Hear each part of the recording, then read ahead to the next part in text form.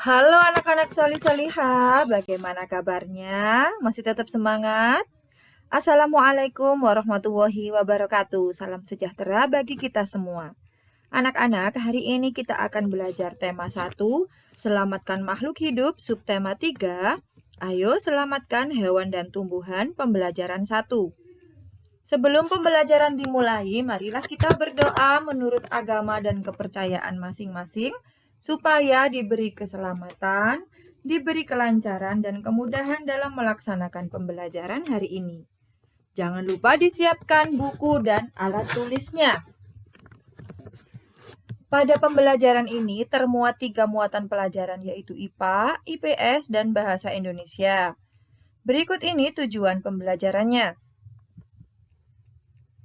Sekarang mari kita perhatikan 2 gambar berikut ini. Ada gambar hutan yang lebat dan ada gambar perkotaan. Nah, apa yang terjadi dengan hutan tersebut apabila dijadikan perkotaan? Yang terjadi adalah keberadaan hutan semakin terancam kelestariannya. Kemudian, bagaimana dengan nasib hewan-hewan yang hidup di hutan? Hewan-hewan tersebut akan kehilangan habitat aslinya. Kemudian, di mana hewan-hewan tersebut akan tinggal jika hutan telah musnah? Hewan-hewan tersebut akan masuk ke dalam pemukiman warga, sehingga bisa merusak sawah atau ladang para warga. Bagaimana pengaruhnya terhadap kehidupan manusia jika seluruh pohon dan semua hutan di bumi habis? Pengaruhnya adalah akan sering terjadi bencana alam dan polusi udara di mana-mana, seperti yang sekarang terjadi.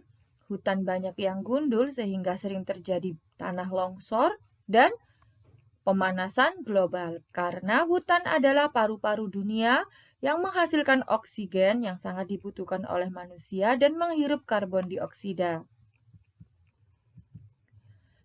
Ayo lestarikan hewan dan tumbuhan langka Indonesia. Mari kita baca bersama-sama. Indonesia merupakan negara kepulauan yang kaya akan beragam jenis hewan dan tumbuhan. Setiap pulau di Indonesia memiliki hewan yang unik dan menjadi ciri khas pulau tersebut. Komodo di Kepulauan Nusa Tenggara Timur merupakan salah satu contoh hewan langka yang dilindungi oleh dunia internasional. Pulau Komodo secara resmi diakui sebagai salah satu dari 7 keajaiban dunia. Pulau ini menjadi sebuah taman nasional yang dikagumi oleh masyarakat dunia.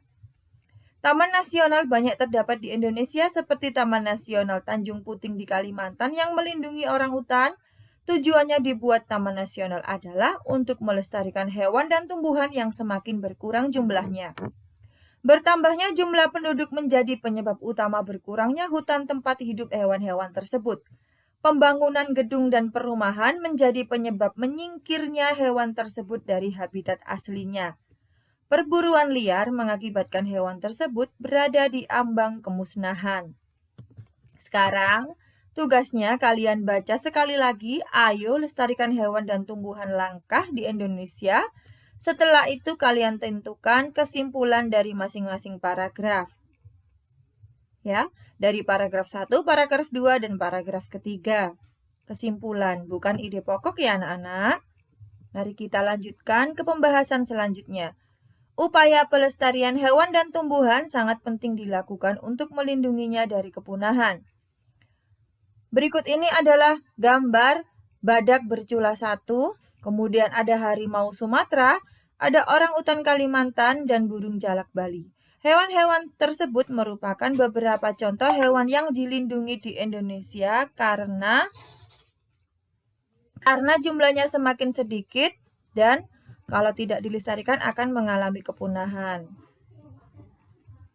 Usaha-usaha pelestarian tumbuhan dan hewan di Indonesia.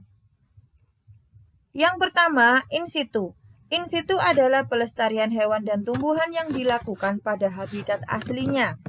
Model pelestarian in situ dapat dilakukan melalui suaka alam dan kawasan alam.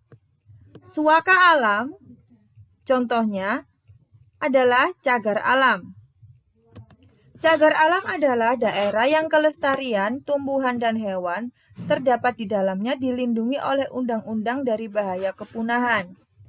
Di Indonesia ada beberapa cagar alam, yaitu cagar alam Pulau Dua di Jawa Barat, cagar alam Gunung Gede di Bogor, cagar alam Penunjang Pangandaran di Jawa Barat, ada cagar alam Rafflesia arnoldi di Bengkulu, kemudian ada cagar alam Cibodas di Cianjur. Suaka Marga Satwa. Suaka Marga Satwa adalah cagar alam yang khusus digunakan untuk melindungi hewan-hewan yang hidup di dalamnya. Beberapa suaka marga satwa yang ada di Indonesia adalah Suaka Marga Satwa Pulau Rambut di Teluk Jakarta, Suaka Marga Satwa Baluran di Banyuwangi, Jawa Timur, Suaka Marga Satwa Pulau Komodo di Nusa Tenggara Timur, Suaka Marga Satwa Pulau Mojo di Sumbawa, Suaka Marga Satwa Kutai di Kalimantan Timur, dan Suaka Marga Satwa Perairan Sungai Mahakam di Kalimantan Timur. B. Kawasan Pelestarian Alam. Kawasan pelestarian alam meliputi taman nasional, taman hutan raya, dan taman wisata. Yang kedua ada secara ex situ. Ex situ adalah usaha pelestarian alam yang dilakukan di luar habitat aslinya. Pelestarian ex situ dapat dilakukan dengan rehabilitasi, penangkaran, serta budidaya hewan dan tumbuhan. Di antaranya ada bisa berbentuk taman safari, kebun binatang, kebun raya, kebun botani, dan lain-lain. Berikut ini contohnya pelestarian secara ex situ. Ini adalah penangkaran penyu, kemudian ada budidaya rumput laut, serta ada kebun botani. Nah, tugas kalian, carilah 5 nama suaka marga satwa dan cagar alam di Indonesia beserta hewan dan tumbuhan yang dilindunginya. Kerjakan dalam bentuk tabel seperti ini di buku tugas kalian masing-masing. Sekarang, mari kita baca bacaan berikut ini. Hewan dan tumbuhan telah memberikan manfaat yang luar biasa, bukan hanya untuk penduduk Indonesia, namun juga penduduk di Asia Tenggara. Kondisi geografis yang sama membutuhkan pengaturan dan pemikiran agar penduduk dapat hidup berdampingan dalam memanfaatkan kondisi alamnya. Kawasan di Asia Tenggara merupakan wilayah yang luas perairannya, lebih besar dibandingkan dengan luas daratan. Keputusan-keputusan terkait permasalahan kelautan banyak dibahas oleh sebagian besar negara-negara ASEAN.